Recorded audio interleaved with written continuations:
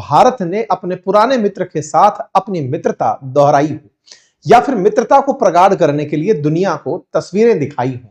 ये तस्वीर जिसे आप बहुत ही गर्मजोशी से मिलते हुए पुतिन के साथ प्रधानमंत्री नरेंद्र मोदी को देख रहे हैं, चाहे गाड़ी में ट्रैवल करते हुए देख रहे हैं या भारत में पाए सम्मान के साथ उन्हें देख रहे हैं, खबर यह है कि इसी न्यूज के साथ साथ पाकिस्तान में चर्चा चलने लगी कि भारत और रूस ने तो multi billion dollar deal sign कर ली है, ऐसे में पाकिस्तान क्या कर रहा है। हालांकि इस बात पर पाकिस्तान के लोग खूब ट्रोल भी हुए, लेकिन कुल मिलाकर भारत और रूस में जिस तरह की प्रगाढ़ता देखी, उससे पाकिस्तानी बड़े जले भुने घूम रहे थे। और इसी बीच में सुर्खी निकलती है कि पाकिस्तान को अपनी हवाई यात्रा कराने वाली सरकारी कंपनी पीआईए यानी पाकिस्तान इंटरनेशनल एयरलाइंस बेचनी पड़ रही है। पाकिस्तानी लगातार बेइज्जत हो रहे थे। बस इसी बेइज्जती में किसी ने एक खबर बाहर निकलवा दी, और खबर यह थी कि तुर्की पाकिस्तान के साथ मिलकर के ड्रोन असेंबल करेगा और 5th जनरेशन फाइटर जेट बनाने में पाकिस्तान का साथ देगा। आज के सेशन में हम समझेंगे इस पूरी गणित को कि टर्की जो प्लान कर रहा है drone assembly plant in Pakistan, इस बात के मायने क्या हैं। पाकिस्तान और तुर्की के बीच में जिस तरह की मित्रता की किस्से आप सुनते हैं, उसका इतिहास क्या है, या साथ ही साथ उसका वर्तमान में आज इंपैक्ट क्या है। इन दोनों तस्वीरों को, इन दोनों लोगों को साथ में देख करके जो बहुत ही बेसिक सा प्रश्न बनता है इस खबर के साथ में कि तुर्की आफ्टर ऑल पाकिस्तान से चाहता क्या है, दोनों में आफ्टर ऑल मित्रता क्यों है। एक लाइन में आंसर पहले ही कर देता हूं, फिर इसके इतिहास की चर्चा कभी फुर्सत में कर लेंगे। आंसर सिर्फ इतना सा समझ लीजिए कि पाकिस्तान को तुर्की के अंदर एक अपना संरक्षक नजर आता है। मुस्लिम वर्ल्ड के अंदर उसे यह लगता है कि तुर्की यूरोप के बहुत ज्यादा नजदीक है। चूंकि तुर्की नाटो कंट्री है, तो अमेरिका के साथ में पाकिस्तान के लिए तुर्की सिफारिश करने वाला देश बन जाता है। वहीं दूसरी तरफ तुर्की पाकिस्तान को क्यों चाहता है, उसका आंसर है कि तुर्की को पाकिस्तान जैसा क्रेजी बाजार चाहिए। तुर्की इन दिनों एक्सपोर्ट करने में हथियारों का इस्तेमाल कर रहा है। वो चाहता है कि कोई ऐसा पागल सनकी देश मिले जो सेना के अधीन रहता हो, और ऐसे में वो रिश्वत के दम पर, धर्म के दम पर उन्हें हथियार बेच करके अपना बाजार बना सके। देखिए, पाकिस्तान के बाजार को जहां एक और चाइना ने पूरी तरह ऑक्यूपाई कर लिया है, वहीं दूसरी तरफ इसके सैन्य उपकरणों में तुर्की भी भांजी मार रहा है। जैसे भारत के केस में भारत रूस से मैक्सिमम अपने डिफेंस इक्विपमेंट खरीदता है, लेकिन उसमें दूसरा नंबर फ्रांस का भी आता है। तो फिर कभी कभी जो लिस्ट आती हैं उनमें अमेरिका भी दूसरे तीसरे नंबर पर पहुंचता दिखाई देता है। ठीक इसी तरह इजराइल भी भारत को डिफेंस इक्विपमेंट बेचता हुआ नजर आता है। ऐसे ही हर देश को जो हथियारों का एक्सपोर्ट कर रहे हैं, उन्हें खरीदारों की जरूरत है, और तुर्की को पाकिस्तान में वो पोटेंशियल नजर आता है। आप में से कुछ लोग कहेंगे पाकिस्तान के तो सर हालात खुद के ही इतने खराब हैं।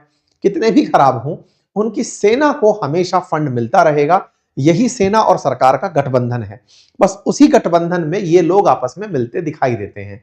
आज जिस चीज की हम चर्चा कर रहे हैं, उसमें इनका निजी स्वार्थ और इनका निजी स्वार्थ दोनों का डिकोड किया जाएगा। बताया जाएगा इससे भारत पर क्या असर पड़ेगा, क्योंकि सुर्खियां चल रही हैं ब्लूमबर्ग में सूत्रों के हवाले से कि पाकिस्तान के अंदर ड्रोन असेंबली का प्लांट लगाने के बारे में विचार कर रहा है तुर्की। एक तरह से कहिए तो सारा इंस्ट्रूमेंट आएगा पाकिस्तान में तुर्की से ही, लेकिन उसे असेंबल करके पाकिस्तानियों को भी मेक इन पाकिस्तान का फील दे दिया जाएगा। आपके दिमाग में प्रश्न आएगा, ये ड्रोन की क्या कहानी है। देखिए, आपको हाल ही में गया ऑपरेशन सिंदूर याद होगा।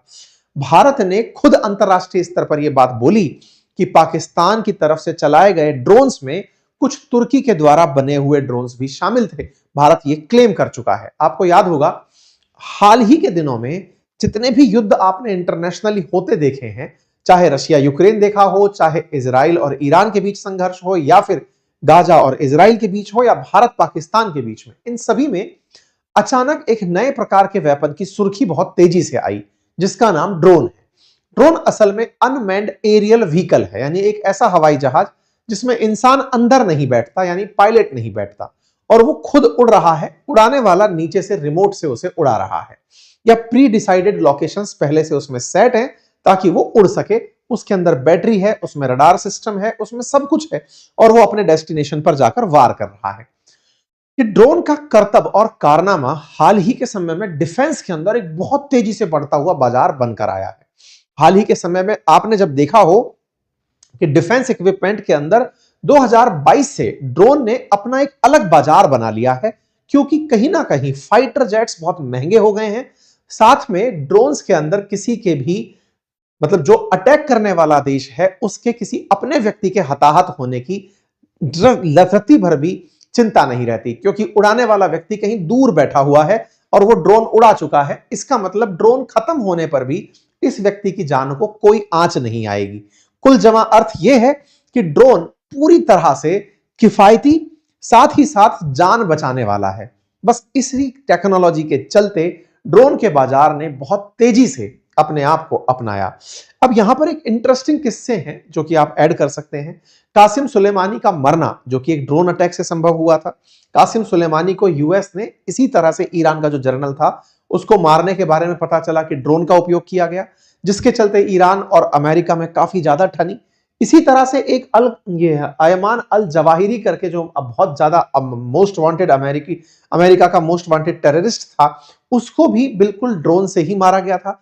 यूएस ने एयर स्ट्राइक से मारा था। कुल मिलाकर के दुनिया भर में बहुत सारे ऐसे टारगेट्स ड्रोन्स ने हिट किए, जिसके चलते लोगों को यह टेक्नोलॉजी बहुत ही खास लगने लगी।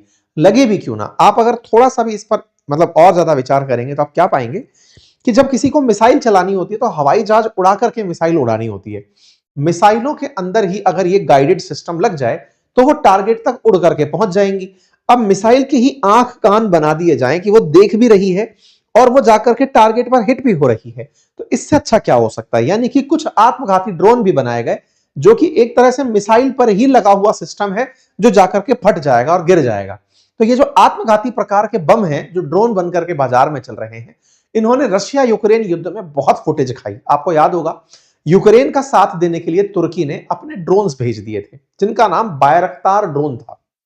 ये बाइकर नाम की कंपनी के द्वारा बनाए जा रहे थे। तुर्की ने अपने जब ड्रोन भेजे उस समय तक रूस इस बात को लेकर प्रिपेयर नहीं था, लेकिन जैसे ही इसने बायरक्तार ड्रोन भेजे तुरंत प्रभाव से रूस को बैकफुट पर होना पड़ा। आपको याद होगा ऐसी कुछ फुटेजेस बाहर आई थी जिसमें ड्रोन उड़ते हुए वेपन ले जा रहे जहाज को टारगेट करते हुए दिखे थे। तुर्की ने रशिया यूक्रेन युद्ध में अपने बनाए हुए ड्रोन का जो प्रदर्शन किया उससे दुनिया में युद्ध का गणित बदल गया और तुर्की के ड्रोन अत्यधिक फेमस हो गए, क्योंकि जहां बहुत तेजी से आक्रामक होकर के रूस यूक्रेन पर हमला करता चला आ रहा था उसे पीछे हटाने में केवल और केवल तुर्की के ड्रोन्स का योगदान था। बस ये जो योगदान था ये अमेरिका जैसे वेस्टर्न वर्ल्ड के देश भी समझ नहीं पाए थे कि ये कैसे इतना जल्दी से मार्केट को पकड़ गए कि बाजार में जहां पर युद्ध हो रहा है, मैं बाजार बोलता हूं अक्सर युद्ध के मैदान को क्योंकि वहां शक्ति प्रदर्शन हो रहा है, वहां अमेरिका वहां रूस सभी लोग अपनी अपनी शक्ति दिखा रहे हैं कि हमारे वेपन कितने अच्छे हैं। यहां बाजी मार गया तुर्की। उसने यूक्रेन को अपनी तरफ से ड्रोन भेजे और कहा इन्हें आप चलाओ रूस के ऊपर, रूस आगे नहीं आ पाएगा। और आज भी आप देखें तो रूस को बहुत बड़ी चैलेंज जो मिला है वो यूक्रेन की तरफ से हुए ड्रोन अटैक्स के कारण मिला है और हुआ भी यही। तुर्की के यूक्रेन को जो ड्रोन दिए गए थे उन्होंने पूरी तरह से मतलब ऐसे ऐसे निशाने बनाए जो कि सुर्खियों का हिस्सा बने। आपको याद होगा ट्रक भर करके ड्रोन गए थे, रशिया के अंदर ड्रोन भेज दिए थे इन लोगों ने और वहां से ड्रोन चलाए। कुल मिलाकर के पुतिन के खिलाफ यूक्रेन का साथ देते हुए तुर्की ने ड्रोन भेजे थे। एक इंटरेस्टिंग बात देखिए, तुर्की जो है ना वो नाटो कंट्री है, अमेरिका का साथी है।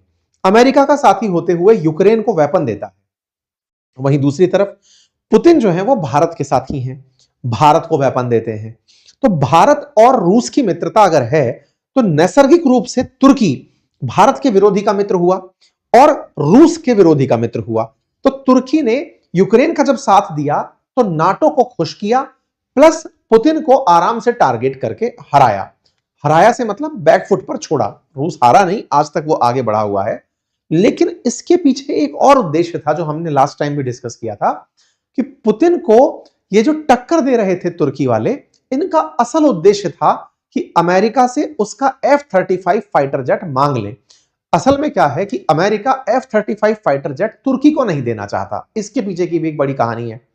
तुर्की खुद से अपना एक 5th जनरेशन फाइटर जेट बना रहा है, जो कि कान प्रोजेक्ट के तहत बन रहा है, KAAN प्रोजेक्ट के तहत।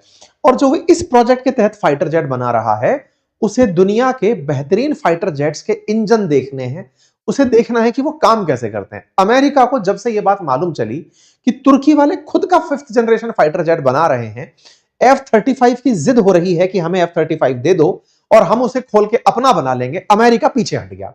अमेरिका पीछे हटा तो अमेरिका को फिर से रिझाने के लिए यह यूक्रेन का साथ दिया। खैर साहब कोई बात नहीं, पुतिन को इससे बड़ा सेटबैक भी लगा। पुतिन के साथ निकलकर आया ईरान। ईरान ने फिर अपनी तरफ से इनको ड्रोन दिए कि साहब रशिया वालों आप भी ड्रोन लगा लगा के उड़ाओ, और दोनों तरफ से वॉर के अंदर ड्रोन वर्सेस ड्रोन चलना शुरू हुआ। फिलहाल की जो खबरें हैं जो ड्रोन बाजार पर फोकस करती हैं वो ये कि आने वाले समय के अंदर ड्रोन का जो बाजार है वो बहुत ज्यादा बढ़ने वाला है। हाल ही में अमेरिका ने 300 के ड्रोन बनाने के लिए, यानी 3 लाख ड्रोन बनाने के लिए, तुरंत बनाने के लिए कहा गया है डिपार्टमेंट के द्वारा। कारण भी है, सस्ते हैं, किफायती हैं, नुकसान का कोई डर नहीं है, कोई व्यक्ति हताहत हो नहीं रहा है। परिणाम यह निकलता है कि 2030 तक बाजार में ड्रोन का बाजार बढ़कर के 22 से 42 बिलियन डॉलर तक हो जाएगा, इस तरह का माना जाता है।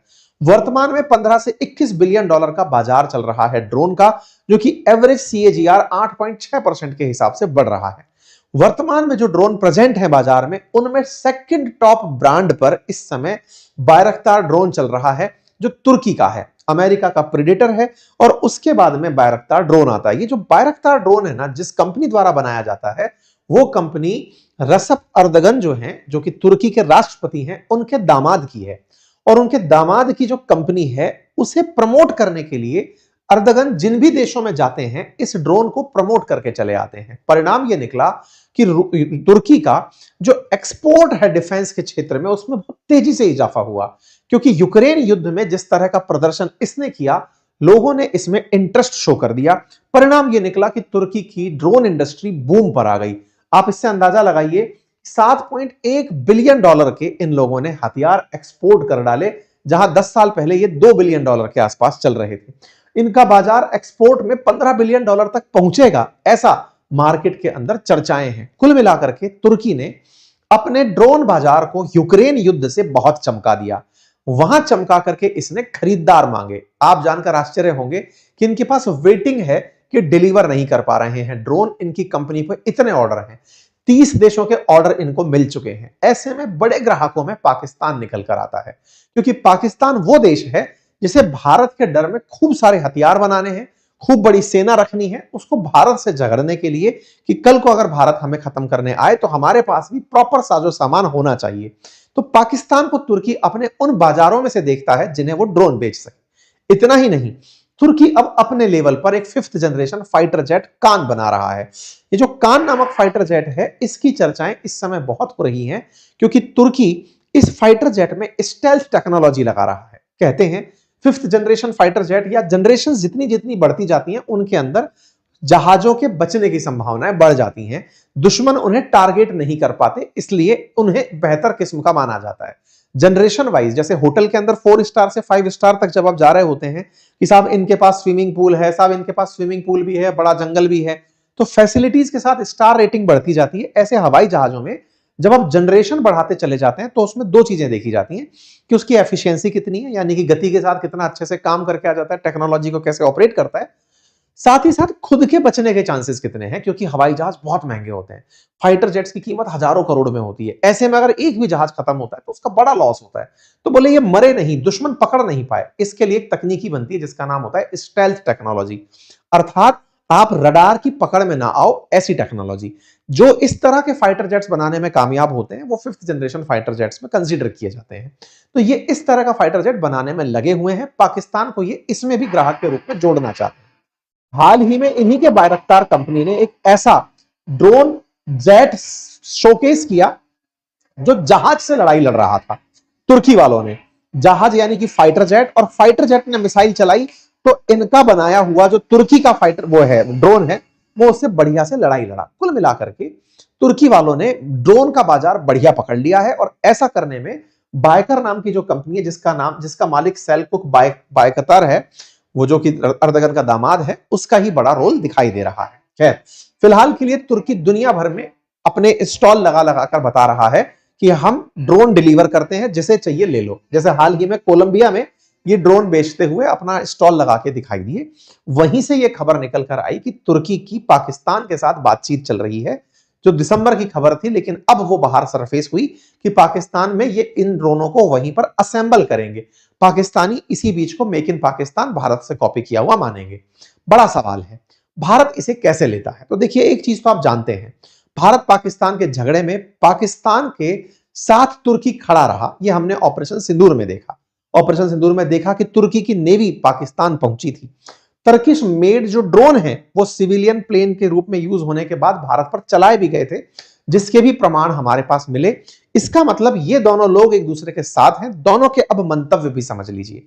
इनका मंतव्य है कि इनके दामाद का व्यापार बढ़े, जिससे इनके पास पैसा आए। पैसा आए तो ये सत्ता में जुड़े रह जाएं, लंबे समय से सत्ता में आगे कंटिन्यू कर जाएं। इनके साथ क्या उद्देश्य है कि सेना इनके लिए इनके साथ चले, क्योंकि नवाज शरीफ जो इनके भगोड़े भाई हैं, जो लंदन में चले गए, उन्होंने इनको शिक्षा दी है कि सेना अगर आपसे खिलाफत में चली गई, जैसे मुशर्रफ चले गए थे नवाज शरीफ के खिलाफ, तो नवाज शरीफ को भागना पड़ा था।